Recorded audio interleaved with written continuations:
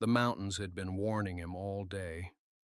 He had watched the clouds build since morning, great dark towers stacking themselves above the western peaks with the slow patience of something that had been waiting a long time.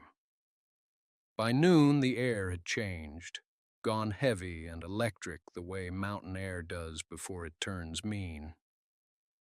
He had picked up his pace, shifting the straps of his pack across his shoulders and watching the skyline with the particular attention of someone who had spent enough nights outdoors to respect what he saw. He was 20 years old. He had been walking for 3 days. The pass had looked reasonable on the paper map he had taken from a gas station rack in a valley town 2 counties back.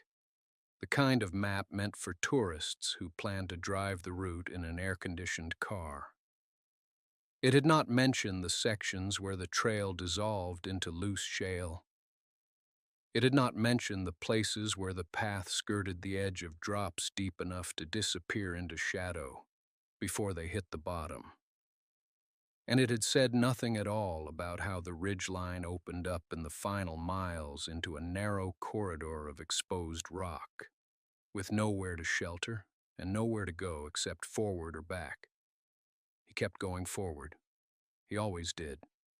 His pack held everything he owned, which was not much. A sleeping bag that had seen better years, a change of clothes, a folding knife, matches in a waterproof tin, a half-empty canteen, $3 and some change, and a small toolkit wrapped in an old cloth, pliers, a flathead screwdriver, a crescent wrench, a coil of wire. He had picked up work where he could find it. Farms, mostly. The occasional gas station or lumber yard. Places where a young man who showed up willing and kept his mouth shut could earn a few days of wages and a meal before moving on. He had been moving on for long enough that he had stopped counting. The first real gust hit him as he rounded a bend in the trail. It came off the peaks with a sound like tearing canvas and nearly knocked him sideways. He leaned into it, grabbed a handhold on the rock face beside him, and looked up. The sky to the west had gone green at its edges. Thunder rolled across the ridgeline. Not a sharp crack, but a long, grinding rumble, like something enormous shifting its weight. He needed shelter. There was no shelter. He scanned the terrain with quick, practical eyes, the habit of someone who had learned to read his surroundings the way other people read menus or bus schedules. Rock face, cliff edge, loose scree, a gap in the trail where a chunk of ledge had calved away sometime in the last decade. And then, across that gap, something that made him stop completely.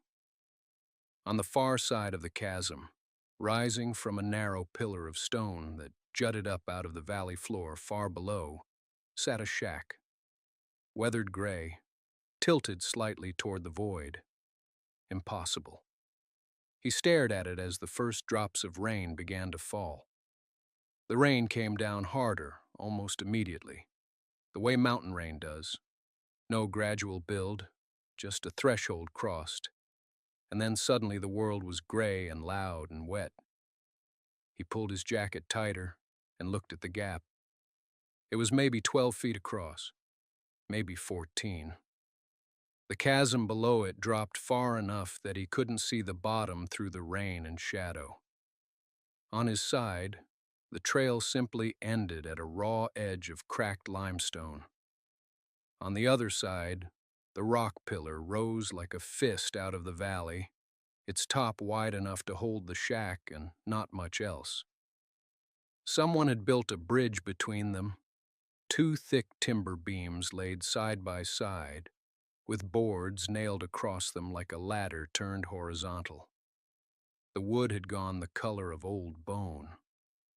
One of the cross planks had rotted through completely and sagged into a V shape that disappeared into the gap below it. He looked at the shack again. The roof still held. That was something.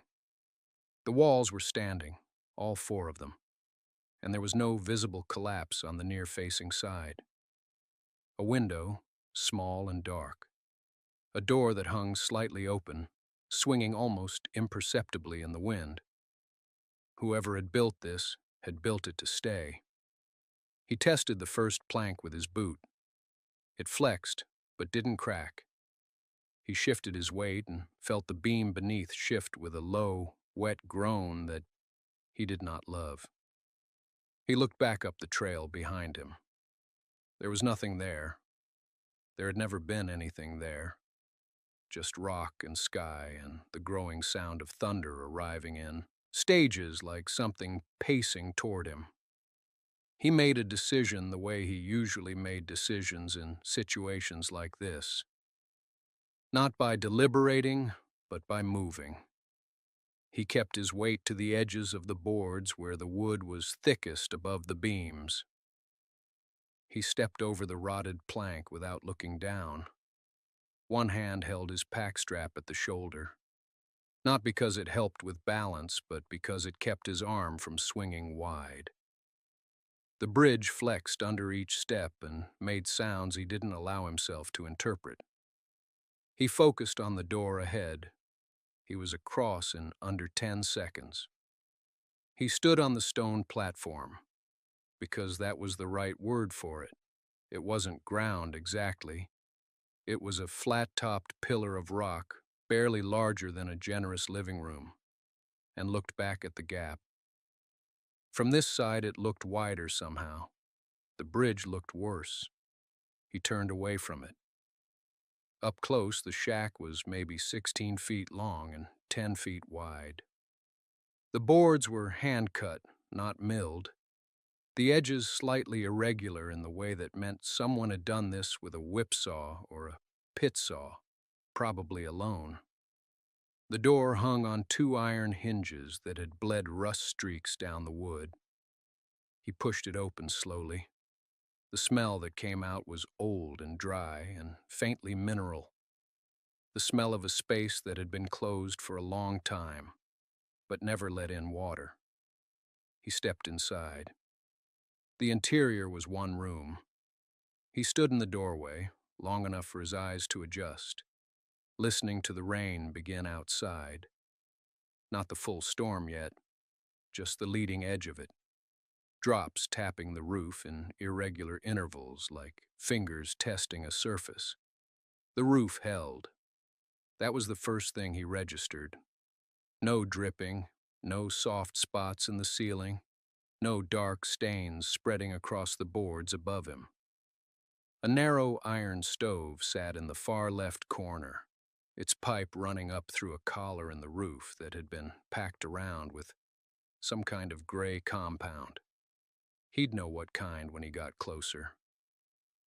A wooden shelf ran along the right wall, head height, supported by iron brackets spiked directly into the rock face that formed the back wall of the structure. The shack hadn't been built against the rock. The rock was part of it. The rear wall wasn't wood at all.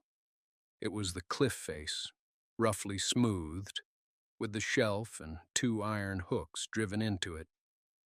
He moved inside and let the door swing most of the way shut behind him.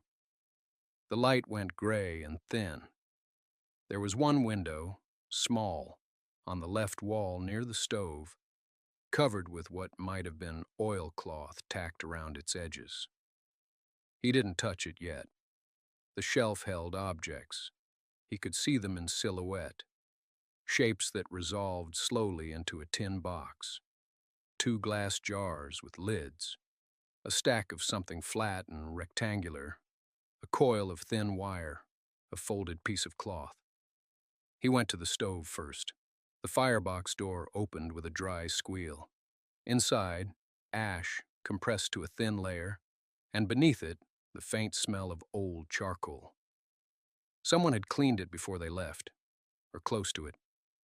There was a small stack of split wood to the left of the stove, 6 or 7 pieces, dry and slightly dusty.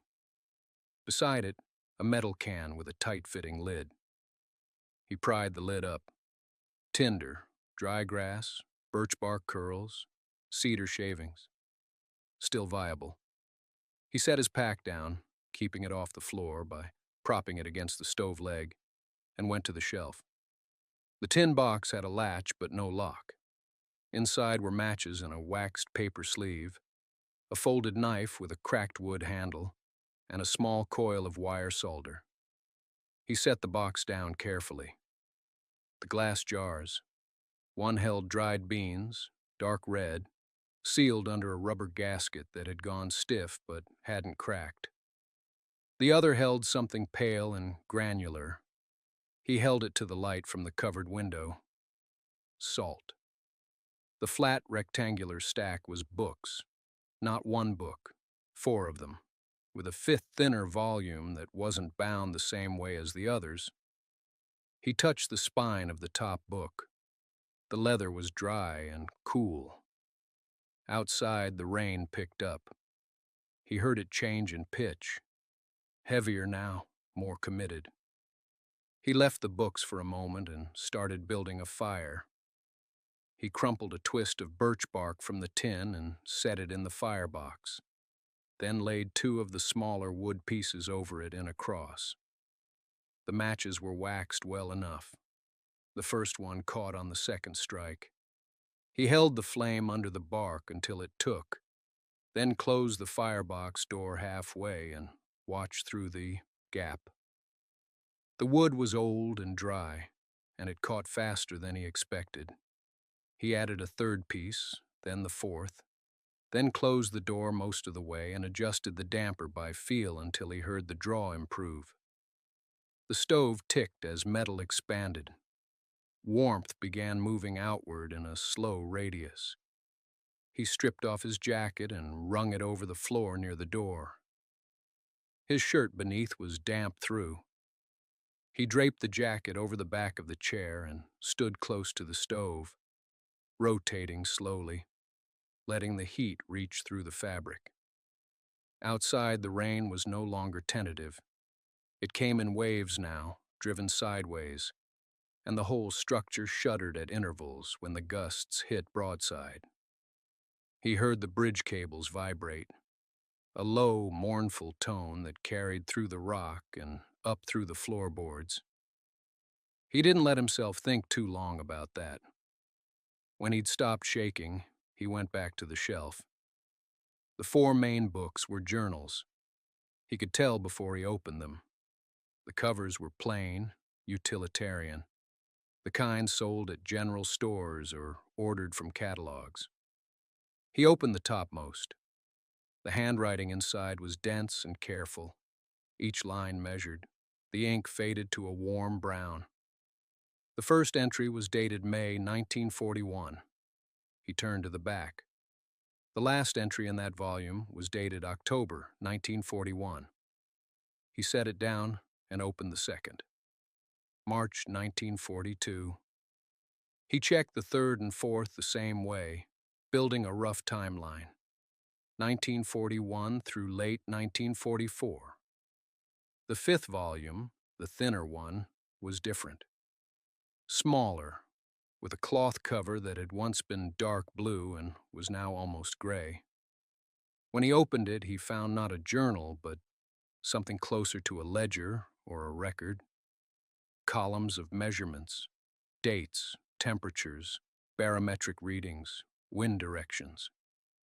Someone had been tracking the weather from this rock for years. There were also sketches, precise ones, rendered in pencil. The pillar from the eastern face, the chasm at different angles, the bridge in what looked like its original state, newer cables, sound planking. He sat down with that volume in his lap and read by the growing light of the stove, which now threw orange through the gap around the door in a steady pulse. The rain hammered the roof. A crack of thunder rolled across the peaks, and the shack creaked in response, low and structural, the way old things complain when tested. He turned a page. There was a hand-drawn map, small, careful, inked over pencil guidelines. It showed the pillar from above, and beyond it, on the mountain face, a series of markings he couldn't yet interpret. He leaned closer. The map was small enough to hold in one palm, but whoever had drawn it had worked with the patience of someone who had nowhere else to be. Every line was deliberate. The pillar was rendered from above in clean oval contour, cross-hatched on its western face to indicate shadow. The chasm was shown as a narrow void between two irregular shapes, the pillar on one side, the mountain mass on the other.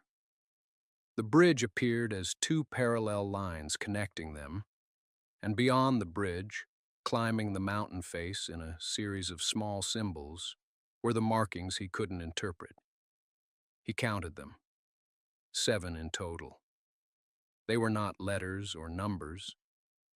They looked almost like surveying marks. A circle with a cross inside it, a triangle, a dash with 2 vertical strokes, but arranged in a pattern that followed some logic he hadn't cracked yet. They climbed in a rough diagonal from lower left to upper right, as though indicating something that ascended the slope. A path, maybe. A sequence. He traced the line with one finger without touching the ink. Below the map, in the same careful hand as the journals, was a single annotation. He read it twice to be certain he understood the words correctly. Cache points, all weatherproof. Follow in order, or the last 3 won't make sense. He sat back. The stove ticked steadily. Outside, the storm had settled into a long, grinding persistence. Not the violent peaks of the earlier hours, but a sustained pressure. Rain coming in waves, thunder rolling distantly over the ridgeline now, moving east. The shack held. Every creak it made was familiar to him now. The same joints, the same sequences. He had already learned its language. He turned back to the ledger and read more carefully from the beginning. The measurements were meticulous. Daily entries spanning what appeared to be 3 full years, 1941 through 1944. Barometric pressure recorded twice daily. Temperature at dawn and at noon. Wind speed estimated, not measured, but the estimations were consistent and methodical, with brief notes on technique, judged by flag behavior at SE Corner. Flag replaced this date. He could see the mind behind the entries, systematic, unhurried, satisfied by precision for its own sake. But scattered between the measurement columns were other notations. Observations of a different kind. A hawk pair that nested on the eastern face of the pillar. A herd of elk counted crossing the valley floor below on 4 separate occasions. Once, a notation that read simply, "Smoke from the valley. Distant. Not concerning." And once, near the middle of 1943, resupplied the 3rd cache. "The climb is getting harder. Left knee. Won't write about it further." He closed the ledger carefully and held it in his lap. The fire had built the interior temperature to something genuinely warm, almost close. He pulled his damp jacket tighter out of habit rather than cold. Someone had built this place, maintained it, stocked it, mapped it, measured the world from it for years. And somewhere out on that mountain face, in 7 weatherproof locations, they had left something behind. He looked at the map again. The map was hand-drawn on oilskin, the lines made with a sharp instrument and steady patience. He had noticed that before, but now he studied it more carefully. The pillar itself occupied the center, rendered in cross-section as though the artist had stood at a distance and sketched it in profile. The 7 cache symbols were marked with small circles, each numbered in a sequence that did not follow any obvious geographic logic. One was high on the eastern face, Two were clustered near the base on the western side. One appeared to be directly beneath the shack itself, which he hadn't expected, and he looked at the floor as though he might see through it. He moved the lantern closer. The floorboards were cut from rough timber and had warped slightly with age and moisture, but they were solid. He walked them slowly, pressing with his heel, listening. Near the northwest corner, just behind the wood stove, a board shifted. Not dramatically, not a trapdoor announcing itself in some theatrical way. Just a slight give, a sound that was different from the others. He set the lantern down and crouched. The board had been cut cleanly and reset without nails. He found the gap with his thumbnail, worked it gently, and lifted. Beneath it was a shallow recess in the rock itself, maybe 8 inches deep, carved or ground out of the pillar top by hand. Inside, wrapped in oilcloth tied with cord that had dried and stiffened over decades, were 2 flat objects. He unwrapped the first, a second ledger, smaller than the one he had already read, its cover marked with a single letter. The handwriting inside was the same but older, the dates beginning in 1931. Earlier than any entry he had yet seen.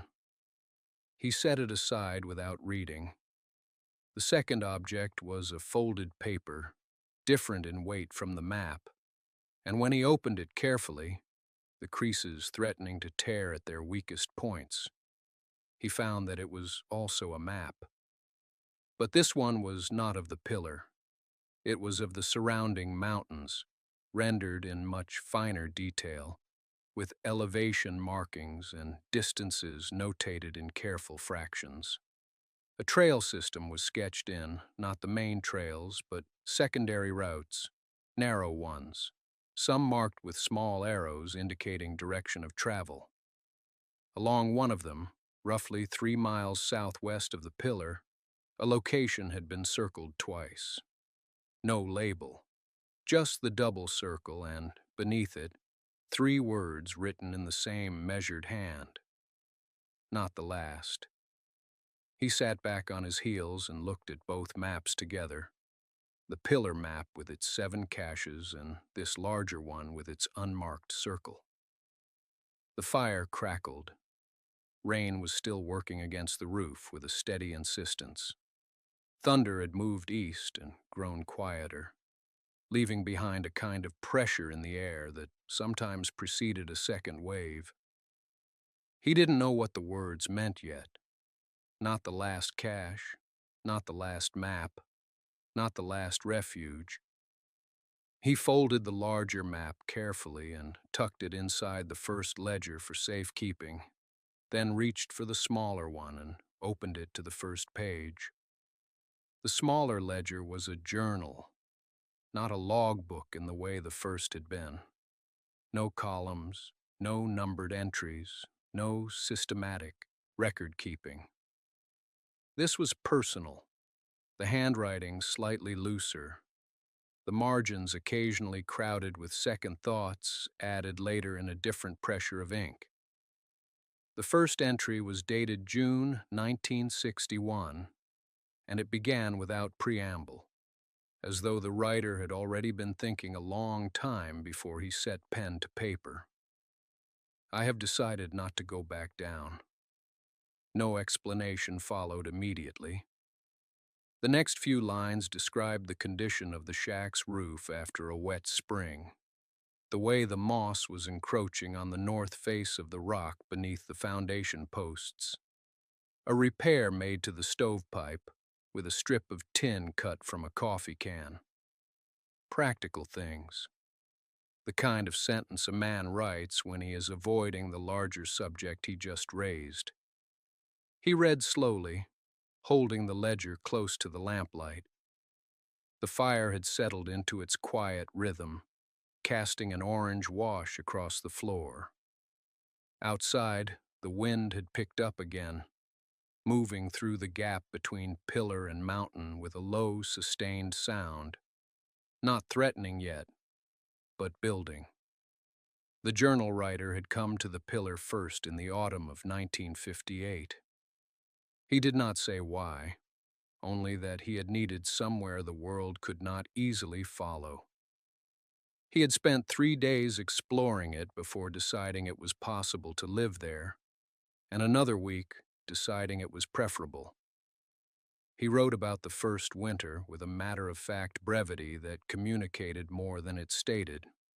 Cold took the water barrel, cut a second one from a steel drum, problem solved, and then moved forward into spring with something that read almost like contentment.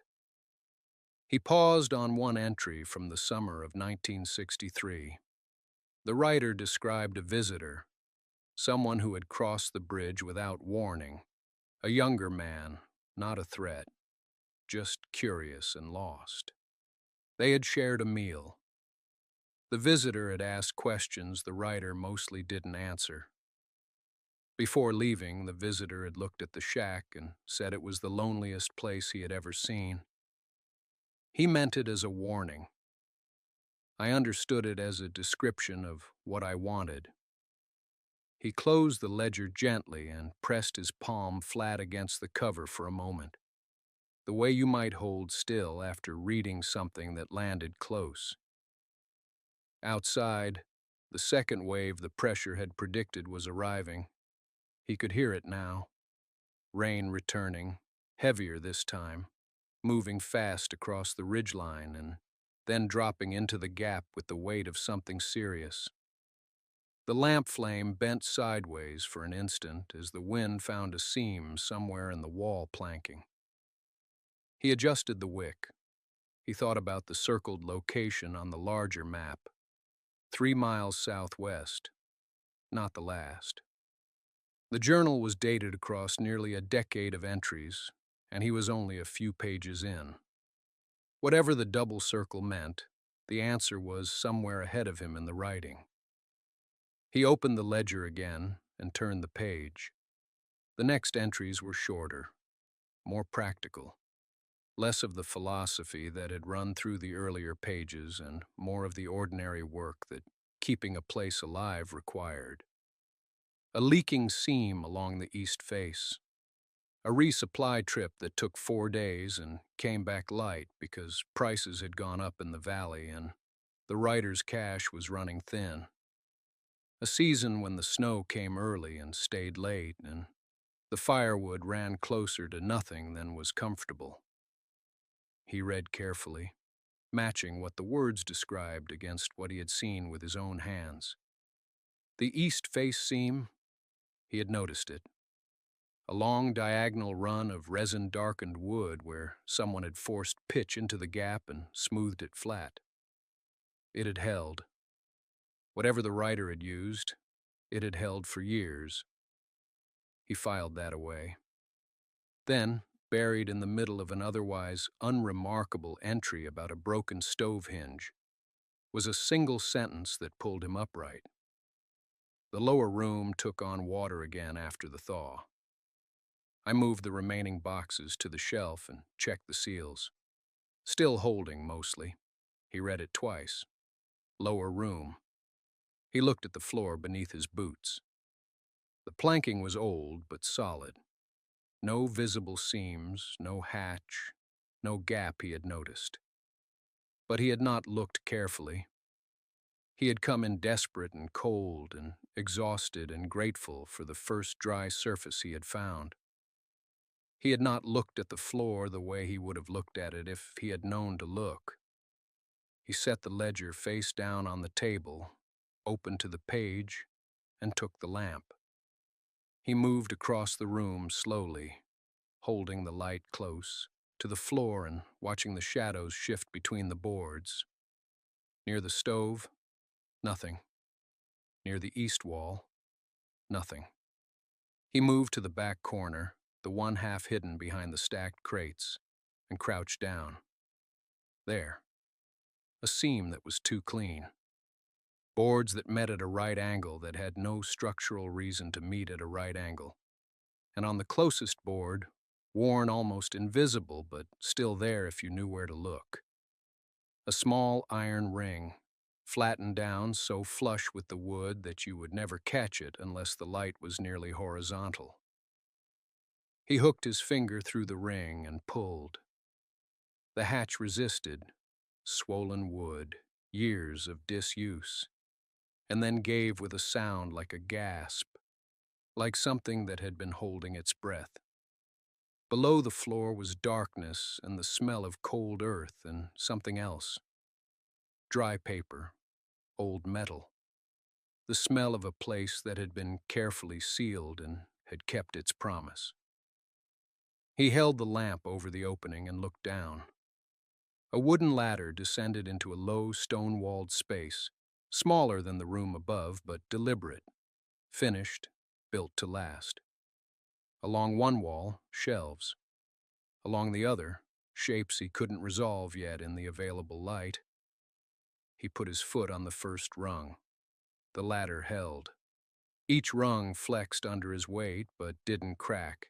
The wood denser than he expected, sealed somehow against the years. 6 rungs down and his boots touched packed earth. He raised the lamp and turned slowly. The space was roughly 8 feet across and maybe 12 feet deep, the ceiling low enough that he had to keep his head slightly bowed. The walls were dry stacked stone, the same dark granite as the pillar itself, fitted with a patience that told him whoever built this had done it over a long time, and without any hurry. The floor was hard dirt, tamped flat and even. No standing water, no rot smell, just that dry, sealed-in stillness like the inside of a sealed jar. The shelves along the left wall were heavy timber, spiked into gaps in the stone. On them, tins, most of them unlabeled, the paper long since gone. Wooden boxes with fitted lids. 3 large glass jars sealed with wax, the contents too dark to read at a glance. A coil of wire. A small hand drill with a set of bits in a leather roll. Every one of them lightly oiled. Tools that had been put away with intention. He turned to the right wall. The shapes he couldn't resolve from above resolved themselves now. 2 wooden crates, large ones, pushed snug against the stone.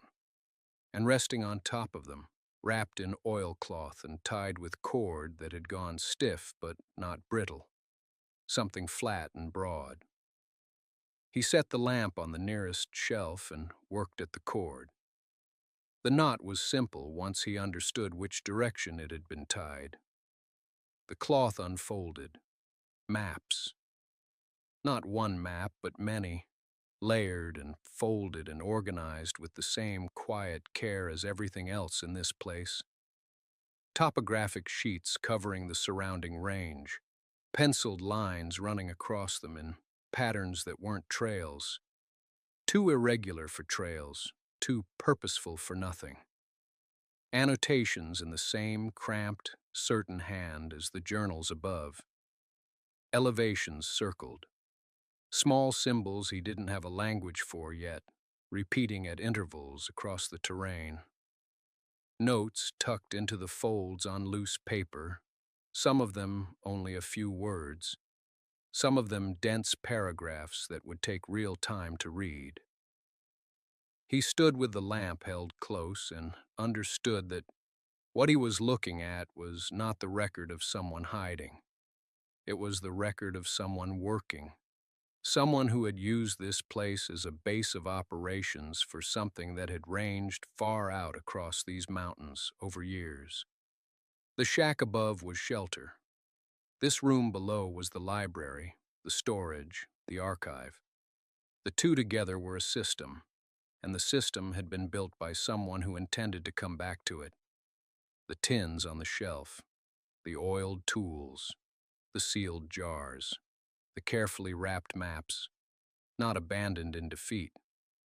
Sealed against a long absence, everything protected, everything waiting.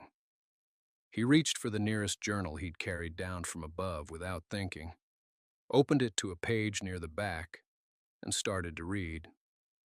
The page was dated June of 1971. The handwriting was steadier there than in the later entries, the ink darker, the sentences longer. He read slowly, the lamp held at an angle to catch the text, the cold of the underground room pressing in around him like something patient. The man who had built this place had been a surveyor, not a government man, not contracted work. Something older than that, self-appointed, operating on a conviction that the mountain ranges of this region contained geological formations that the official surveys had missed or deliberately ignored. He had spent nearly 30 years moving through these peaks, mapping elevations, recording formations, tracking the slow signatures of what the rock itself was trying to say. The shack on the pillar had been his anchor point, chosen for its isolation and its view, a position from which he could see the surrounding terrain, the way you could only see it from a height completely detached from everything else. He turned pages. There were measurements here that corresponded to nothing in any published map the man had seen. Anomalies in the rock strata, consistent formations that pointed toward something deeper than anyone had looked. He didn't know enough geology to read all of it, not yet. But he understood the shape of it. A man who believed he had found something real, who had spent his life building the evidence, who had sealed it all away carefully in a room underground, because he knew that evidence like this needed time, needed someone who would eventually come to it and understand. He closed the journal and set it down carefully on the shelf beside the others. He stood in the lamplight for a long time, listening to the silence, feeling the weight of the rock above him, the weight of the years in this room. Outside, the storm would be passing. He knew that without needing to check. Storms moved through these mountains the way they always had, violent and brief, leaving the air behind them clean and cold and bright. He thought about the bridge. He would rebuild it properly in the spring, something solid. He thought about the stove, the chimney that needed pointing, the roof seam he'd already fixed. He thought about the maps spread across the table below him, the journals lined on the shelves, the symbols he didn't have a language for yet. He carried the lamp to the base of the ladder and looked back at the room once before climbing up. He had come across the mountains with nothing, a pack, a few dollars, the habit of moving because standing still had never been safe. He had crossed a rotten bridge in a storm because there was nowhere else to go. That was the whole story as it had been, and it was enough of a story to bring him here. He climbed back up into the shack, set the lamp on the table, and sat down in front of the journals with his hands flat on the cover of the nearest one. Outside the small square window, the peaks were turning gold. He opened the book and began.